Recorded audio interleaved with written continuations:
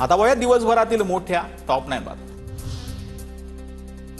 Top leaders रेटिंगमध्ये पंतप्रधान मोदी पहिल्या क्रमांकावर। नुकत्याच प्रसिद्ध झालेला डेमोक्रेटिक लीडर अप्रूव्हल रेटिंगच्या यादीमध्ये मोदींना 75% अप्रूव्हल स्कोअरसह अव्वल स्थान। इंटेल कंपनी यंदा 25,000हून अधिक कर्मचाऱ्यांना नोकरीवरून काढणार। इंटेल सध्या मोठ्या आर्थिक संकटाचा सामना करत असल्याची माहिती।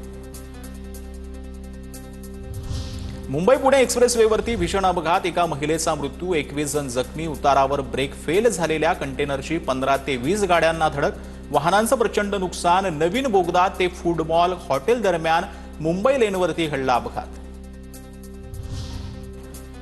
मुसलमान समुदायासोबत संघाचा जवळीक साधण्याचा प्रयत्न, भाजपामधील बाडग्या हिंदुत्ववाद्यांना रुचेल का? सामनाच्या अग्रलेखातून मंत्री नितेश राणेंवर टीका।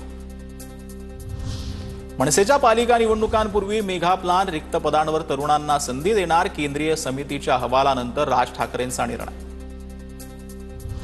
मंत्री गिरीश महाजन यांनी विठ्ठल मंदिरातील गळतीची पाहणी केली। पंढरपुरामध्ये दर्शन घेतल्यानंतर पुरातत्व विभागाच्या अधिकाऱ्यांना फोन लावून गळतीबाबत विचारणा केली। टीव्ही 9 मराठीनं विठ्ठल मंदिरामध्ये गळती होत असल्याची बातमी दाखवली।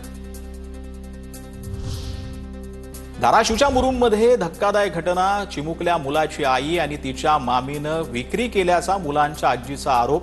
चिमुकल्याच्या आईला दुसऱ्या व्यक्तीसोबत लग्न करायचं असल्यानं मुलाला विकण्याचा आईचा प्रयत्न। आईविरोधात गुन्हा दाखल करण्याची मागणी करण्यात आली।